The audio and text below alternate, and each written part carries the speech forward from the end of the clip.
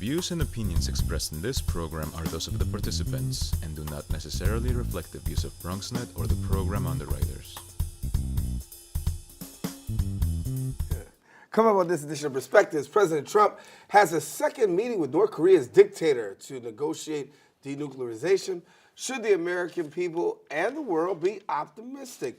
Plus, Democrats have thrown their hat in the 2020 presidential race.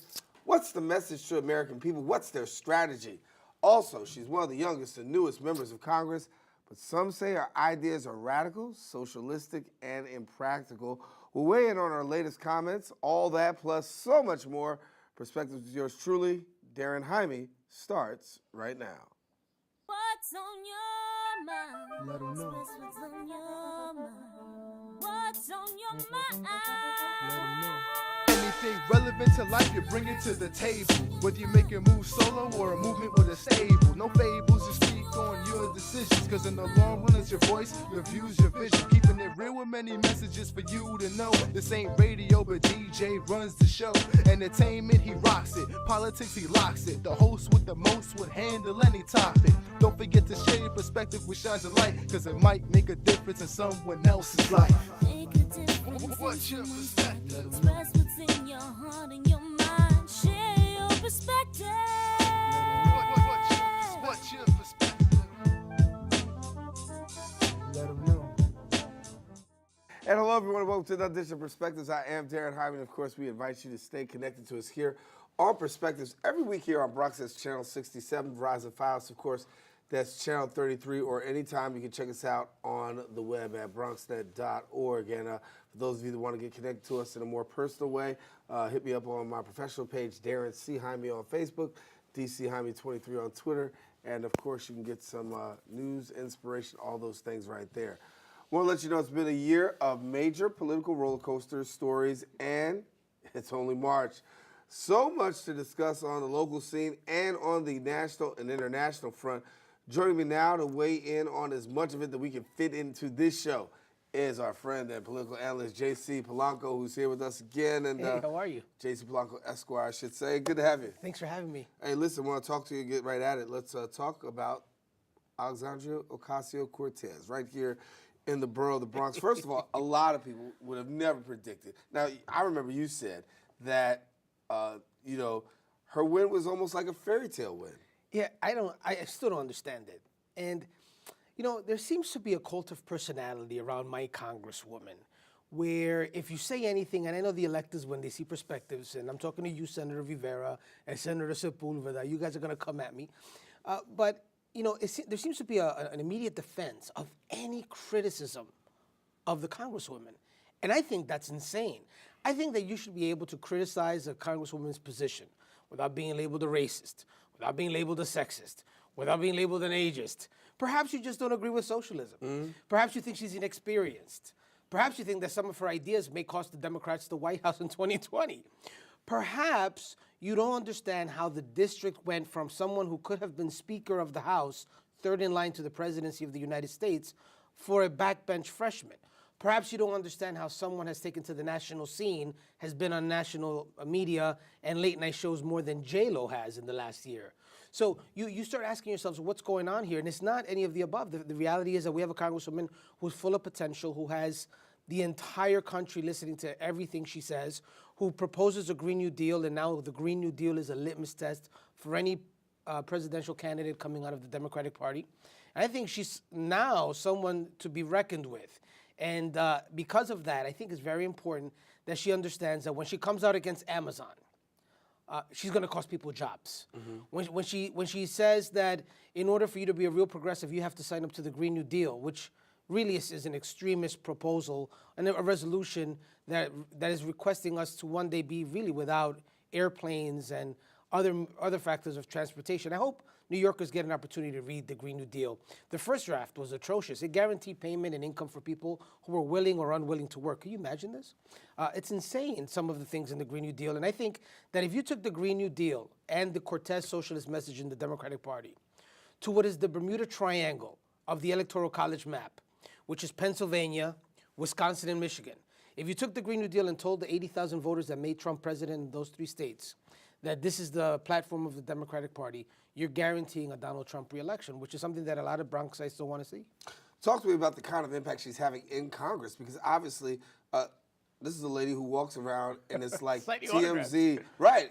She has literally become a public figure. Yeah. And in many ways, I mean, I've walked Washington, a rock star amongst Washington. Now, some people don't like her, but the reality is she has the it factor. She does have the it factor. I can't explain it, and I've tried my best. I've been in the scene here since 1996. I've known every elected official around the Bronx come and go. I know this process. I've been on the Board of Elections. I've been the president of the board. I know Bronx politics. I have yet to meet the Congresswoman. I've never met this person before. So it's like you tell me someone came from, it's like Mary Poppins coming down in an umbrella and becoming, the Congresswoman. I don't understand it, but I'll tell you this. Bronxites have to be aware. You have to be self-aware. You are participating in a cult of personality. Like Trump supporters, when they forgive everything Trump says and does, no matter how insane the proposal, Mexico's going to pray for a wall. When he says Muslims will be banned from coming to the United States, when he puts these insane proposals out there, a lot of us were thinking, how could you even say something as ridiculous as that? That's obviously never going to happen, and that's something you're promising but can't deliver on. When he says during Black History Month that Freddie Douglass is doing a good job, he hears, referring to Frederick Douglass, who died over 100 years ago, we said, are you crazy? You can't say those things. You're president of the United States. When you have a congresswoman without a record of any kind for us to be able to judge her track record on, nothing, zero.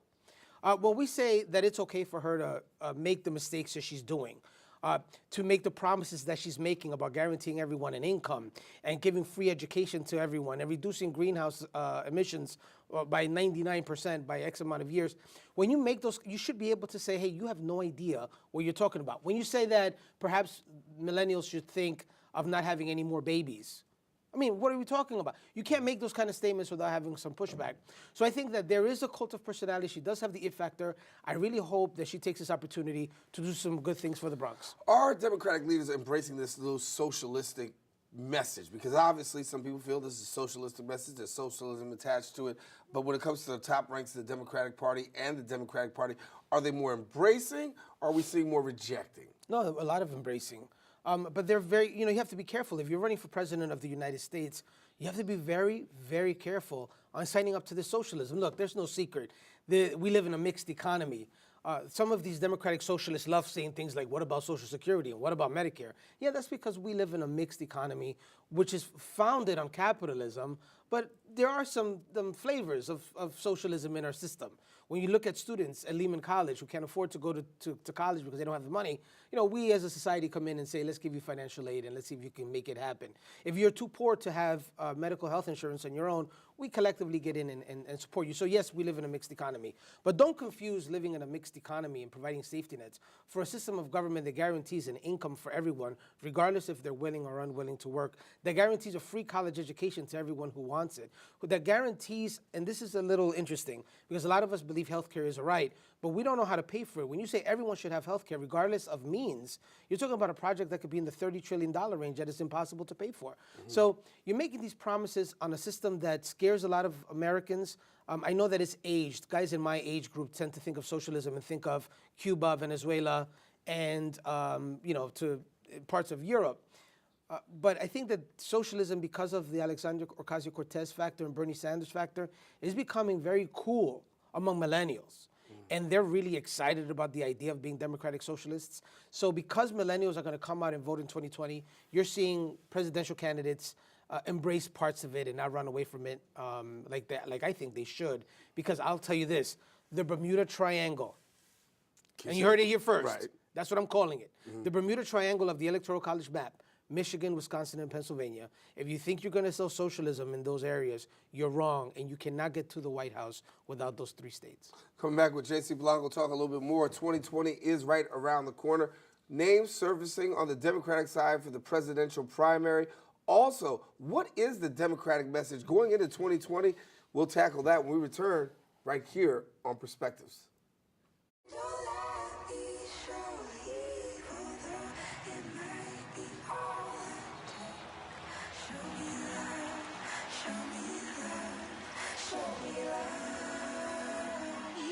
I got a crick in my neck, Limp in my step, cramping in my muscles every time I try to flex.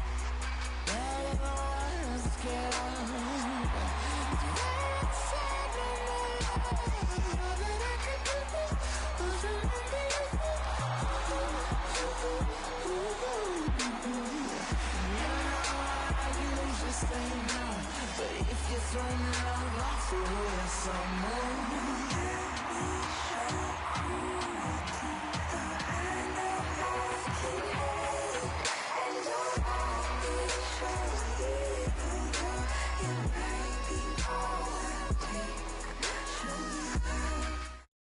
Patriotism.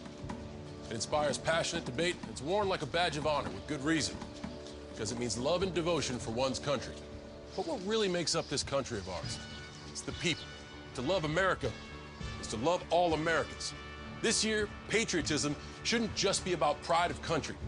It should be about love. Love beyond age, sexuality, disability, race, religion, and other labels. Because love has no labels. Music is a bridge between the material and the spiritual. As a blind person, you have to be aware that nobody can tell you what you can or can't do. You really have to try things. My wife, who was also blind, was a good cook. When she died, that's when I started Meals on Wheels. My name is Harvey Lauer. America, let's do lunch. Drop off a hot meal and say hello. Volunteer by donating your lunch break at americaletsdolunch.org. Back here on Perspectives, our topic of conversation, sharing with JC Polanco the latest in political news and events. Before the break, we talked. 2020 is literally around the corner. Democrats scrambling to find out who is going to be that name on the final presidential ticket. The primary has to come first. A lot of names continue to surface. And JC, when you look out there right now, we've heard some names. Yeah. Biden considering, of course, you got Liz Warren, Kamala Harris, Cory Booker. You got, who else did I left some people out, but A lot of people. A lot of people out. But let's talk about this here. What can we expect coming out of 2020, especially on the Democratic side? You're going to expect a lot of people getting excited about the Democratic candidate. A lot of independents and moderates are going Bernie to... Sanders, I forgot. Bernie Sanders, right. he's a non-Democrat running in a Democratic primary for president. Look, I think you're going to have even some more people come out. But the one person in this race that can come out and just eliminate everyone else from the list is Joe Biden. Joe Biden comes out and announces his nomination or his candidacy for president, and things just got very interesting because Biden can win the votes in the Bermuda Triangle. You know he can go into Michigan, he can go into Pennsylvania, he could definitely go into Wisconsin. He can win those coastal states because of his association as vice president during President Obama's administration. He's a known figure. He'll have a lot of support from the base, no question about it. And he represents Pennsylvania, right? And he represented Delaware. I'm sorry, Delaware. But he's from Scranton, Pennsylvania, which is where I think you met. And because of that, he's able to connect with voters that you need. See, some of the things that, because in the Bronx we live sometimes in a bubble, right? So you look to your right, you look to your left, all you see is very liberal Democrats with the exception of some pockets. But the rest of the country doesn't look like us. It doesn't sound like us. It doesn't believe in a lot of the things that we believe here in the Bronx. And when you get out there to Western Pennsylvania, you're going to find people that identify as Democrats but are more conservative. You're going to go to Wisconsin and find moderate Democrats. You're going to find different types of Democrats that won't vote for Donald Trump, but won't vote for someone who signs up for the Green New Deal. And they will either stay home or vote for Donald Trump again like they did in 2016.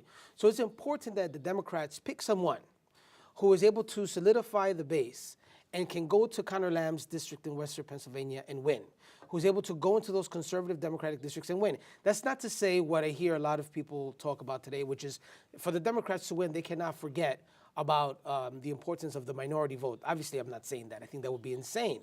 But a winning ticket for the Democrats in 2020 would be former Vice President Joe Biden and Senator Kamala Harris. There's no question, and I think most Bronxites would agree with me, that if those two were to get on a national ticket, considering the press that the president is going to be getting with the testimony from Michael Cohen and the Mueller report that should be coming out shortly, you can see a viable challenge, and maybe the Democrats can make Donald Trump a one-termer. So here in New York, we've got two names that still have yet to surface, Governor Andrew Cuomo and New York City Mayor Bill de Blasio. If you look at de Blasio, he's been campaigning in Iowa recently. Your thoughts? Is he seeking a presidential? No, I don't think Andrew Cuomo is going to run for governor. I think he just won his election, and he sees that there's a new Democratic Senate that he has to work with. There's a lot of things he wants to do in New York. He's not going to run. I don't see that happening at all. And something about Mayor de Blasio, he was out in Iowa, but he's been out there before when he was with Senator Clinton's campaign, and he worked on President Obama's campaign. But I think Bronxites with some knowledge of the history of New York City know that second to the vice chairman of the government of North Korea, the mayor of New York City has to be the most dead-end job on the planet. There is not one person that comes out of there and goes anywhere. And I think that a lot of the reason for that is that the mayor of New York City is so powerful and so responsible, so many different agencies, that he's an opposition researcher's dream come true. Think about it. If you want to find fraud, you'll find it. If you want to find waste in someone's background to attack them on a mailer, you'll definitely find it in the mayor of New York City simply by default. You want to find children that have died in ACS, we'll have several of them. Imagine you're an opposition researcher running against a mayor of New York City. You will find race issues, you will find inefficiencies, you will find fraud, waste, deceit, everything nasty that you could put in a commercial, and you would kill that nomination. But you have somebody in the person of former New York Mayor Rudolph Giuliani, who's risen to the top, a New York City mayor who says, nah, I'm no fan at all. Let me not say I don't endorse anything. Well, you did have him on your show several times. I did have him a couple of times, and that was out of obligation. We did what we had to do. But as far as my personal opinion, I don't think they did very well for the city at all. But you see him now, and him being a mayor actually helped him rise to the spotlight. But I would say 9/11 is really what took him to where he is. Listen, I think Mayor Giuliani today is not the same person that was the mayor during our time. You just didn't see it. Well, I gotta be honest. I've heard people attack me like that, like you just did. Thanks a lot, Pastor. But You're gonna get the reality is, I lived here. I'm from here, and I saw what happened in the city. I grew up on Crescent Avenue and 184th Street my whole life. So I'll tell you that prior to Giuliani and post Giuliani, we have people running for their lives from there. And after Giuliani, people are trying to move in for their lives. So it's very interesting. And you may argue, but we can argue that. But one we can up argue and that. down. But we got to talk about places in the Bronx where you know and I know. We had cardboard murals in every corner of New York City every weekend because one of our young people and my friends were killed. Post Giuliani, people were dying to move in and investing in these areas now. You can argue with it, but those are the facts. You had those are the facts. courtesy, you had CPR, you had officers who have courtesy, professionalism, and respect. After the fact. And that became one of the worst things that ever happened here. Stop and frisk. Many people But going stop to and frisk jail. was on the Bloomberg, right? I know, but you had stop and frisk going on even during the Giuliani administration. And although I understand the issues, and I've spoken to a lot of people who have changed my mind a great deal on stop, question, and frisk, but the logic still stays. 600,000 illegal weapons were taken off of our streets because of stop, question, and frisk. The sad part of that is that so many people's rights were violated. So I feel terrible for that. And you know, having learned, having spoken, one of the people that told me a lot about this was Jumaane Williams, who recently won his campaign for public advocate. He sat with me and explained it to me. I understand it better today, and I have changed my position on a lot of those things.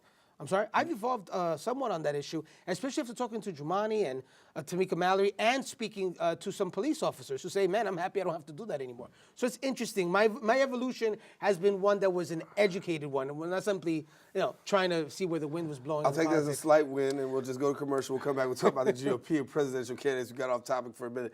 JC here with us again. We'll talk about the GOP presidential candidate, who that will be. Maybe you can make retirement happen. After all, you made this vacation happen. Double points with every purchase? Cleverly merging promotions. Love it. Cross-referencing travel sites. And booking all your flights with those... Vouchers. I got us bumped. They were like, oh. But now they're like... Aloha. You aced this vacation. Now get the tips you need to get on track at aceyourretirement.org.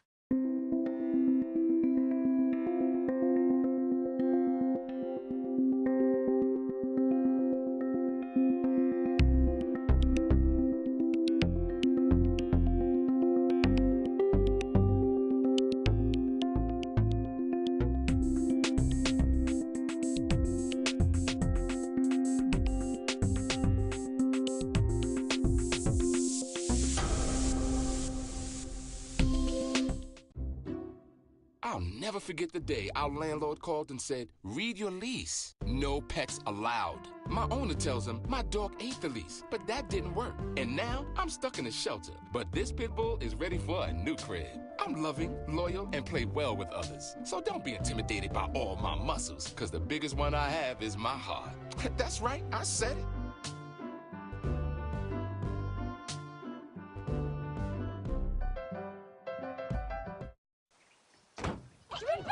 They'll test you. Try to break your will.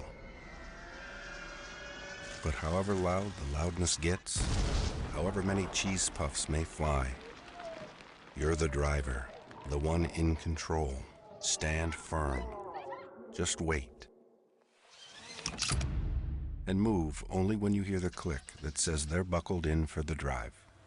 Never give up till they buckle up. Back here at JC Polanco, continuing our conversation, and as always, it's always good conversation. I hope there's no in-between commercials being recorded, because you could sell that stuff. Yeah, we can sell that stuff. On pay-per-view. On pay-per-view. They're like, did this 2 days? Yes. And we're still good. Yes. Let's talk about GOP.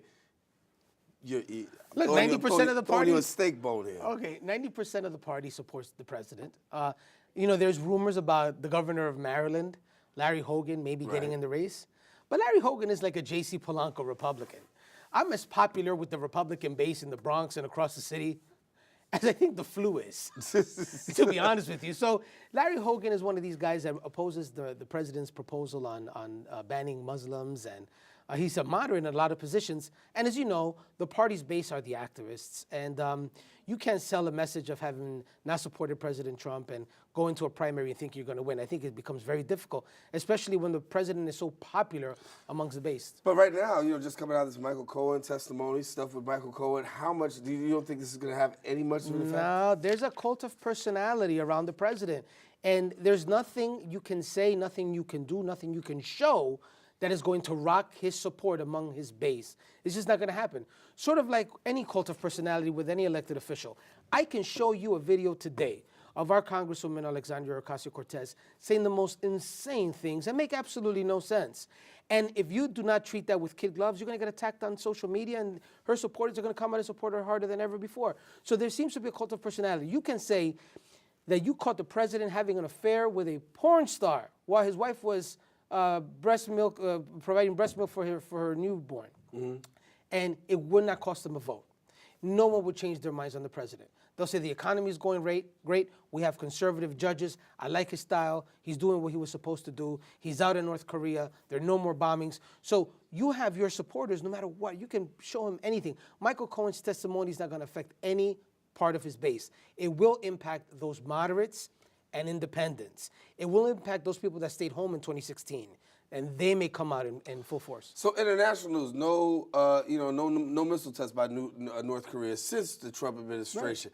Right. No, there was at the beginning. And then, well, how much of a win is that? I mean, given the fact that that's a huge win. I mean, I don't like to give him too much credit because his supporters don't like me, and we go at it on Facebook. But the reality is, hey, we don't have any more testing. There seems to be a friendship developing there with this tyrant, dictator, murderer. And if it keeps Hawaii safe, I'm all for it. The problem is this. The problem is that we as Republicans, and even Democrats to a large extent, never would have allowed for other presidents to sit down with a murderous tyrant dictator without precondition. And I remember that when then Senator Obama, was running for the presidency in 2008, the question comes up, would you meet with a dictator, tyrant, without preconditions? And he said yes. And we really went after him hard. Any president of the United States who would have gone to meet with a tyrant dictator like this would have had to pay the price. But as I said earlier, this is about a cult of personality, and the president is the Teflon Don, no pun intended. Mm-hmm. Nothing that would have impacted President Obama or President Bush is impacting this guy in any way. But it's a good thing, I think, and I think Bronxites would agree, that keeping Hawaii and Guam safe are good things. Right. Got a couple 2 minutes left, about 2 minutes left. Let's talk about what you're looking for the rest of 2019. What do you think we can expect to see? I think you're going to see a lot of politicking. I keep saying the same thing. Now we have a brand new public advocate in Jumaane Williams. You have Eric Adams in Brooklyn, who's raised about $2 million for the mayoral bid. The race for New York City mayor started yesterday. We're going to see our borough president go out there, and he, as you know, it's a really tough time for him, considering that so many in the party are coming hard against his father for some of his positions on social issues. The borough president has made his position very clear that he's very different and he's very liberal on many issues. So I think that 2019 is going to be the year we see the race for mayor develop. We're going to see our borough president out there a lot more. We're going to see Scott Stringer visiting the Bronx a great deal, talking about immigration rights. And I'll tell you this, I think that New Yorkers are going to see a far left move in politics in New York State. We already see it. We are going to see undocumented immigrants get the right to drive and get driver's licenses. You're going to see in New York City immigrants get the right to vote in municipal elections. You're going to see a further push for one-payer, single-payer health care in New York. So because the Senate is now solidly in Democratic hands, you're going to see a far move to the left in a lot of the politics in New York, and a lot of the benefits that some Bronxites are going to be happy about, but may impact the Democrats in the suburbs in 2020. Jumaane Williams, New York City public advocate, good move, bad move? Well, you know, he did a great job. He was amazing. He crushed everyone else. And the problem with that race was the millions of dollars. I don't know if Bronxites are aware of this, but you're looking at people that got 6-1, 8-1, soon 10-1 in matching funds from your wallet to their campaigns. So at the end of the day, you're going to see people get maybe 2% of the vote, 3% of the vote, 1% of the vote. They got millions of dollars in campaigning. You're like, what? Why did we give you all that money? You're going to see a process where the Board of Elections spends tens of millions of dollars to hold the election, but the Public Advocate's Office only has a budget of $3 million. We're going to really have to analyze how much money we're spending on elections and whether or not public financing for special elections like this one makes sense. All right. So a lot to take a look at, a lot that you've covered today. And we leave in peace. Thank you. Thank you. Don't attack me on Twitter, though. I don't want to attack you on Twitter. I'll attack you on TV. That's the best thing to do. JC Polanco, Esquire, our guest here on Perspectives, and want to thank him for sharing with us, as always, bringing a unique perspective, and sometimes that's what the perspective is about. We don't always agree, but at the end of the day, we still shake hands, and I still buy him lunch. All right, that's for all of us here on the Set of Perspectives. I'm Daren Jaime. Until next time we meet, take care. God bless. Share your perspective with somebody else. You never know. It just might make a difference in somebody else's life. Be good. Anything relevant to life, you bring it to the table. Whether you make a move solo or a movement with a stable. No fables, you speak on your decisions. Cause in the long run, it's your voice, your views, your vision. Keeping it real with many messages for you to know. This ain't radio, but DJ runs the show. Entertainment, he rocks it. Politics, he locks it. The host with the most would handle any topic. Don't forget to share your perspective with shines of light, cause it might make a difference in someone else's life. What's your perspective?